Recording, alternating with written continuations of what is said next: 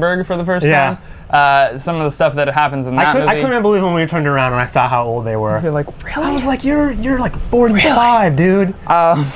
What are you doing here saying ew and making inside jokes to your friend and giggling at inappropriate times? It just doesn't work. And my second honorable mention is I, like most of America, disregard the theater rules about no food or drink inside the theater from outside areas. Right, everyone does. But if you're going to bring in food or drink from an outside area, bring a Pepsi can or something, put it in your jacket pocket, bring some. My parents are actually super sneaky. They like make the popcorn and then put it in Ziploc bags. I used to sneak in nerd ropes. And I would just put it on my sleeve and I would like walk like this. Really? Like I couldn't move one of my arms. You can't see, but Leland is literally a robot right now in this video. Like, so I would have a long sleeve on. Wow. And I would put it up and I would like just hold my drink with one hand. You'd be like, is he asleep? Is that the thing from Inception that's plugged into his Is he palm? a stroke victim?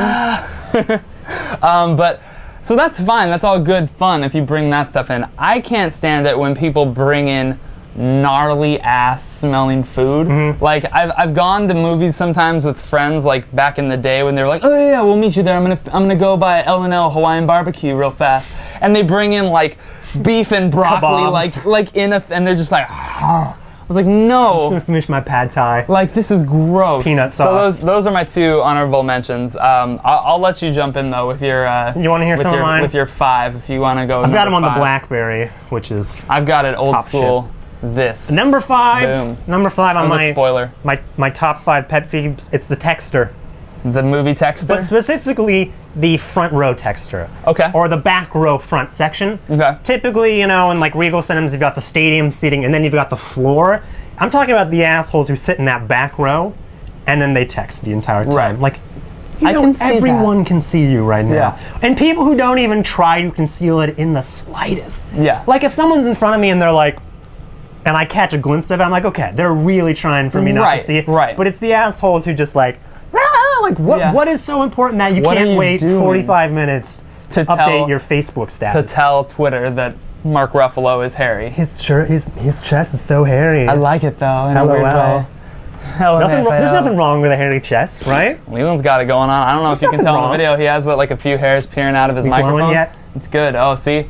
The man is 2 years younger than I, and he can grow a lot more facial hair. I got a good mustache. Like this is literally 2 days in of not shaving. Yeah, correct? I shaved the night before I flew I'm here. 1 day in, and I look like a baby. Yeah.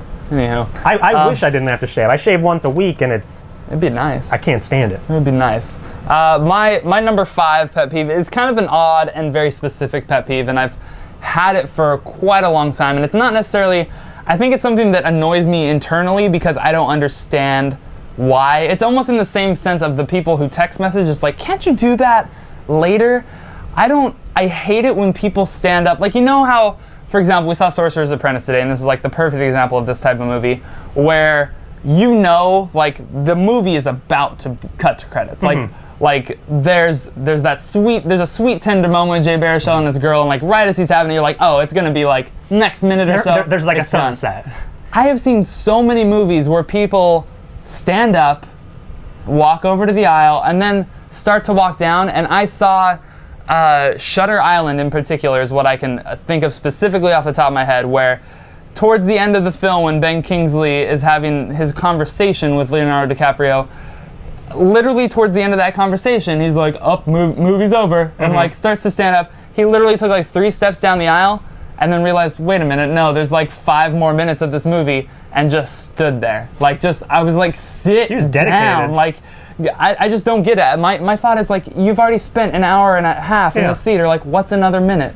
Yeah, once that final fucking title comes up for me, I'm sprinting to the door. But until I see the end credit. Yeah. This isn't a pet peeve. It's not amongst the people, but it's a pet peeve that movies have been doing a lot, where they cut to credits start to roll a little bit, and then they have another thing. I'm like, you son of a bitch. You liar. You son, like, and it's not after the credits. It's like they start the credits for like 9 seconds. I'm like, oh, it's good, let's go. Right, yeah. And then Will Ferrell comes back on, and there's like another 2 minutes. They did that actually with, I didn't even mention it last week, they do that with Despicable Me, actually. They show the credit. It's actually probably the funniest part of the whole movie, which is they're making fun of 3D, and the little minions are trying to see how far they can walk out. And like they're like, and they're like, see, I just did it to you, like that. And they get like they get like they're like 8 inches, and like then they go back and more credits roll. People are like, oh, it's done, and then like literally 10 seconds later, it's like, wait, we're gonna do another one. Wait, one more, and it just, I don't know. If I hate the movie, I've stopped coming back. I'm just like, you know what? If you want me to watch it, put it before the credits. Like, I'll do that. You're supposed to be done right now. Unless you're watching Date Night, and then the bloopers at the end are the best part of the movie. Oh yeah, that's right. Those were the best parts of the movie. Yeah. Number 4 for me, it's the child who's too young to understand the concept of silence. And I don't blame the child.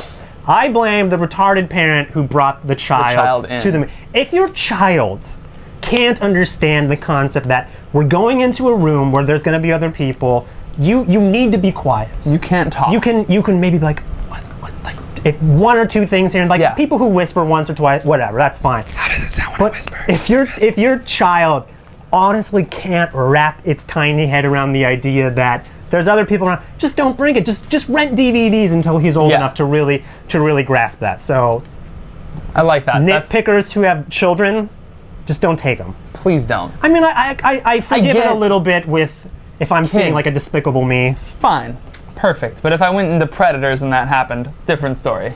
Yeah, Not that I care. When I saw like Kick-Ass, there was kids in the theater who were way too goddamn young to be in you that. should not be watching this little girl say cunt. I was like, I know this movie's colorful and all, but this isn't for kids. This isn't for a coloring book that you're going to do later. My number 4 pet peeve is the people who laugh at the most inopportune moments of the movie, and I think it's the people that have the little inside jokes that they're actually, it's probably a combination of one of my other pet peeves and this, but it's where they're laughing at things that aren't, like there's clearly nothing funny going on screen. I keep going back to this movie, but when we saw The Kids Are All Right, there's a scene towards the end that's supposed to be a very dramatic, touching kind of moment with a character where she's having like an internal, like silent catharsis almost. And these girls behind her are like, I'm like, why are you laughing? Like, I used to have that hairbrush. Like, shut up. Yeah. It's just not funny. And I just don't get it. Like, I don't get why that happens. Like, and I would almost be okay with it happening like once, but the people that usually do that do it throughout the movie. Right. Like whatever you're seeing, they're like giggling at. It'd be like the equivalent of like in Greenberg when him and Greta Gerwig are being intimate for the first time, and she's like taking off her pants, and people are like, oh, they're gonna have sex. Yeah. Like, don't see this movie. You're not mature enough for it. So number 4, laughing at inopportune moments. My number 3 pet peeve in the film movie industry is the question asker. The question asker. A lot of times these are older guys, like in their 60s or 70s maybe. It's or really it can be just about anyone. It's when you're watching a movie, and it happens always within the first 2 minutes in movies a lot of the time, where a character will walk in and you're clearly not supposed to know who it is. Who's that? The movie is going to give you all the information you need to know. Who is that? Who is he? What's in his bag? I didn't see. What was that? What was that? What did it say? Was that a hair tie? Just fucking. Was that Julianne Moore's hair tie? Just what? Yeah, exactly. That's what they did.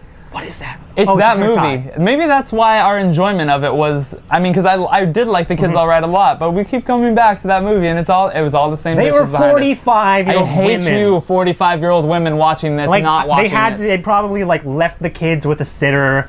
They probably had to like arrange this whole day for themselves. And then they just giggled at them. But the question asker is one of my pet peeves. And I can't when I watch movies at home with people, I know certain people of my friends that I just can't watch movies with. Because they'll ask you questions. And my theory also is that the question asker in the theater is 1,000 times worse at a home scenario. Because I think at a certain age, like, hey, there are people around me, so I got to be kind of quiet. But you're not being quiet. You're just like, hey, let me ask you this question about da-da-da. But I always love those people at home are always like, hey, where have I seen that guy before? No, he's been on something. No. Do you know what he's been on before? Like, I don't know. Just I missed like 5 lines of dialogue right now because of you and your incomprehensible thing. Get an iPad. Look it up on IMDb. Just go like with Leland. The flow, guys. Just go with the flow. He minimized his Pornhub. You didn't see it, but he pretended like he was on IMDb. How are we glowing? How are we doing with the glowing? Doing good. I don't think you guys realize how hot it is right now. How's it? Ooh wee. Pit situation's good. Oh man. Yeah, that's gnarly. Oh man. Woo. That's some real shit. Nit Picket. Nit Picket's kind of like the Batman Begins of podcasts. Like, it's a little bit grittier, a little bit more modern.